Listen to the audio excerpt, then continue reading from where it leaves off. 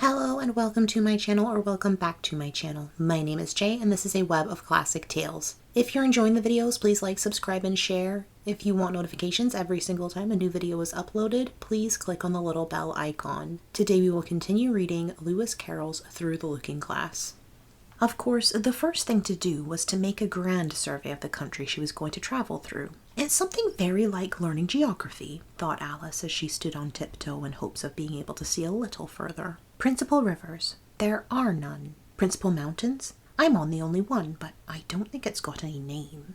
Principal towns. Why, what are those creatures making honey down there? They can't be bees. Nobody ever saw bees a mile off, you know. And for some time she stood silent, watching one of them that was bustling about among the flowers, poking its proboscis into them. Just as if it was a regular bee, thought Alice. However, this was anything but a regular bee. In fact, it was an elephant, as Alice soon found out, though the idea quite took her breath away at first. And what enormous flowers they must be, was her next idea. Something like cottages with roofs taken off, and stalks put to them. And what quantities of honey they must make! I think I'll go down and— No, I won't go just yet, she went on, checking herself as she was beginning to run down the hill, and trying to find some excuse for turning shy so suddenly. It'll never do to go down among them without a good long branch to brush them away, and what fun it will be when they ask me how I liked my walk. I shall say, oh, I liked it well enough. Here came the favourite little toss of the head. Only it was so dusty and hot, and the elephants did tease so.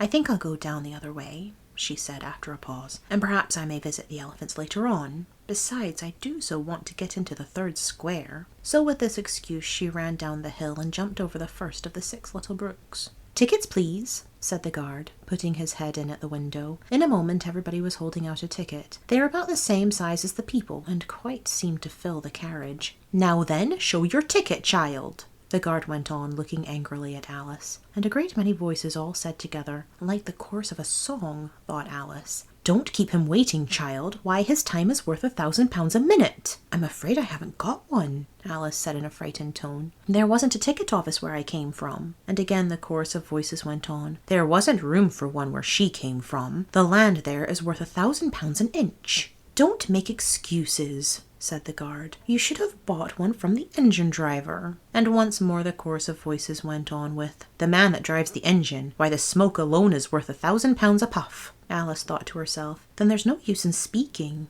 The voices didn't join in this time, as she hadn't spoken, but to her great surprise they all thought in chorus. I hope you understand what thinking in chorus means, for I must confess that I don't. Better say nothing at all. Language is worth £1,000 a word. I shall dream about £1,000 tonight, I know I shall, thought Alice. All this time the guard was looking at her, first through a telescope, then through a microscope, and then through an opera glass. At last he said, "You're travelling the wrong way," and shut up the window and went away. "So young a child," said the gentleman sitting opposite to her. He was dressed in white paper. "Ought to know which way she is going, even if she doesn't know her own name." A goat, that was sitting next to the gentleman in white, shut his eyes and said in a loud voice, "She ought to know her way to the ticket office, even if she doesn't know her alphabet." There was a beetle sitting next to the goat. It was a very queer carriage full of passengers altogether. And as the rule seemed to be that they should all speak in turn, he went on with, "She'll have to go back from here as luggage."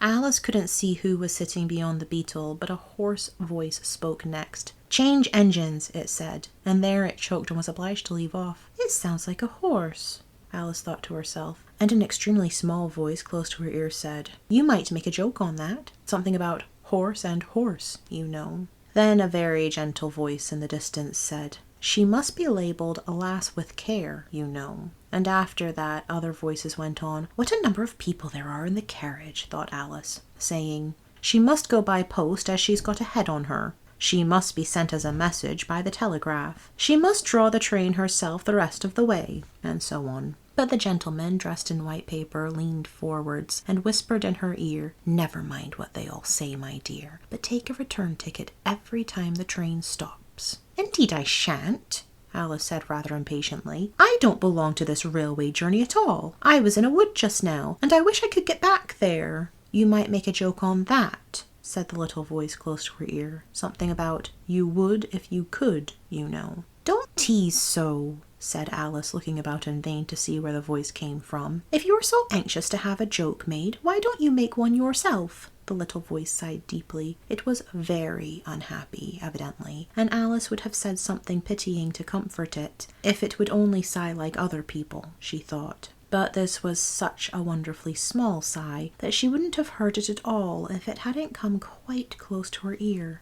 The consequence of this was that it tickled her ear very much, and quite took off her thoughts from the unhappiness of the poor little creature. "I know you are a friend," the little voice went on, "a dear friend, and an old friend, and you wouldn't hurt me, though I am an insect." "What kind of insect?" Alice inquired a little anxiously. What she really wanted to know was whether it could sting or not, but she thought this wouldn't be quite a civil question to ask. "What, then you don't?" the little voice began, when it was drowned by a shrill scream from the engine, and everybody jumped up in alarm, Alice among the rest. The horse, who had put his head out of the window, quietly drew it in and said, "It's only a brook we have to jump over." Everybody seemed satisfied with this, though Alice felt a little nervous at the idea of trains jumping at all. "However, it'll take us into the 4th square. That's some comfort," she said to herself. In another moment she felt the carriage rise straight up into the air, and in her fright she caught at the thing nearest to her hand, which happened to be the goat's beard. But the beard seemed to melt away as she touched it, and she found herself sitting quietly under some tree, while the gnat, for that was the insect she had been talking to, was balancing itself on a twig just over her head and fanning her with its wings. It certainly was a very large gnat, about the size of a chicken, Alice thought. Still, she couldn't feel nervous with it, after they had been talking together so long. "Then you don't like all insects?" the gnat went on, as quietly as if nothing had happened. "I like them when they can talk," Alice said. "None of them ever talk where I come from." "What sort of insects do you rejoice in, where you come from?" the gnat inquired. "I don't rejoice in insects at all," Alice explained, "because I'm rather afraid of them. At least, the large kinds. But I can tell you the names of some of them." "Of course they answer to their names," the gnat remarked carelessly. "I never knew them to do it." "What's the use of their having names," the gnat said, "if they won't answer to them?" "No use to them," said Alice. "But it's useful to the people that name them, I suppose. If not, why did things have names at all?" "I can't say," the gnat replied. "Further on, in the wood down there, they've got no names. However, go on with your list of insects. You're wasting time." "Well, there's the horsefly." Alice began counting off the names on her fingers. "All right," said the gnat. "Halfway up that bush you'll see a rocking horsefly, if you look. It's made entirely of wood, and gets about by swinging itself from branch to branch." "What does it live on?" Alice asked with great curiosity. "Sap and sawdust," said the gnat. "Go on with the list." Alice looked at the rocking horsefly with great interest, and made up her mind that it must have been just repainted. It looked so bright and sticky. And then she went on, "And there's the dragonfly." "Look on the branch above your head," said the gnat, "and there you'll find a snapdragonfly. Its body is made of plum pudding, its wings of holly leaves, and its head is a raisin burned in brandy."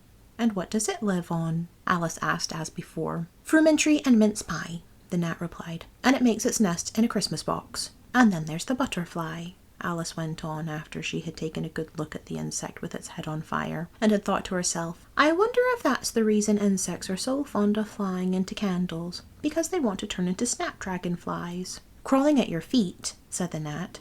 Alice drew her feet back in some alarm. "You may observe a bread and butter fly. Its wings are thin slices of bread and butter. Its body is a crust, and its head is a lump of sugar." "And what does it live on?" "Weak tea with cream in it." A new difficulty came into Alice's head. "Suppose it couldn't find any," she suggested. "Then it would die, of course." "But that must happen very often," Alice remarked thoughtfully. "It always happens," said the gnat. After this, Alice was silent for a minute or two, pondering. The gnat amused itself meanwhile by humming round and round her head. At last it settled again and remarked, "I suppose you don't want to lose your name?" "No, indeed," Alice said a little anxiously. "And yet I don't know," the gnat went on in a careless tone. "Only think how convenient it would be if you could manage to go home without it. For instance, if the governess wanted to call you to your lessons, she would call out, 'Come here!' and there she would have to leave off because there wouldn't be any name for her to call. And of course you wouldn't have to go, you know." "That would never do, I'm sure," said Alice. "The governess would never think of excusing me lessons for that. If she couldn't remember my name, she'd call me Miss, as the servants do." "Well, if she said Miss and didn't say anything more," the gnat remarked, "of course you'd miss your lessons. That's a joke. I wish you had made it." "Why do you wish I had made it?" Alice asked. "It's a very bad one." But the gnat only sighed deeply, while 2 large tears came rolling down its cheeks. "You shouldn't make jokes," Alice said, "if it makes you so unhappy." Then came another of those melancholy little sighs, and this time the poor gnat really seemed to have sighed itself away, for, when Alice looked up, there was nothing whatever to be seen on the twig, and, as she was getting quite chilly with sitting still so long, she got up and walked on. She very soon came to an open field with a wood on the other side of it that looked much darker than the last wood, and Alice felt a little timid about going into it. However, on second thoughts, she made up her mind to go on, "for I certainly won't go back," she thought to herself, and this was the only way to the 8th square. "This must be the wood," she said thoughtfully to herself, "where things have no names. I wonder what'll become of my name when I go in. I shouldn't like to lose it at all, because they'd have to give me another, and it would be almost certain to be an ugly one. But then the fun would be trying to find the creature that had got my old name. That's just like the advertisements, you know, when people lose dogs, answers to the name of Dash, had on a brass collar. Just fancy calling everything you meet Alice, till one of them answers. Only they wouldn't answer at all if they were wise." She was rambling on in this way when she reached the wood. It looked very cool and shady. "Well, at any rate it's a great comfort," she said as she stepped under the trees, "after being so hot to get into what?" she went on, rather surprised at not being able to think of the word. "I mean to get under this, you know," putting her hand on the trunk of the tree. "What does it call itself, I wonder? I do believe it's got no name. Why, to be sure it hasn't." She stood silent for a minute thinking. Then she suddenly began again. "Then it really has happened after all. And now, who am I? I will remember, if I can. I'm determined to do it." But being determined didn't help her much, and all she could say after a great deal of puzzling was, "L. I know it begins with L." Just then a fawn came wandering by. It looked at Alice with its large gentle eyes, but didn't seem at all frightened. Here then," Alice said as she held out her hand and tried to stroke it, but it only started back a little and then stood looking at her again. "What do you call yourself?" the fawn said at last. Such a soft, sweet voice it had. "I wish I knew," thought poor Alice. She answered rather sadly, "Nothing just now." "Think again," it said. "That won't do," Alice thought, but nothing came of it. "Please, would you tell me what you call yourself?" she said timidly. "I think that might help a little."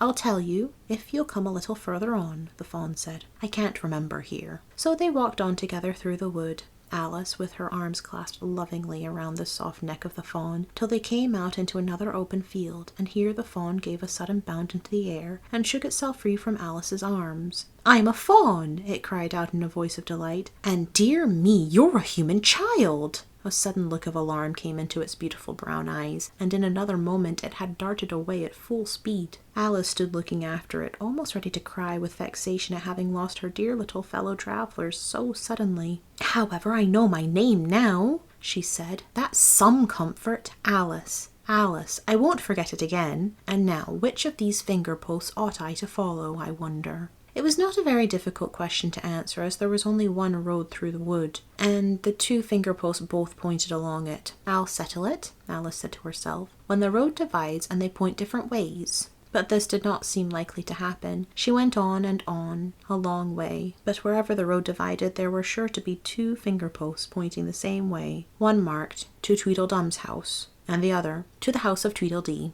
"I do believe," said Alice at last, "that they live in the same house. I wonder I never thought of that before. But I can't stay there long. I'll just call and say, 'How do you do?' and ask them the way out of the wood.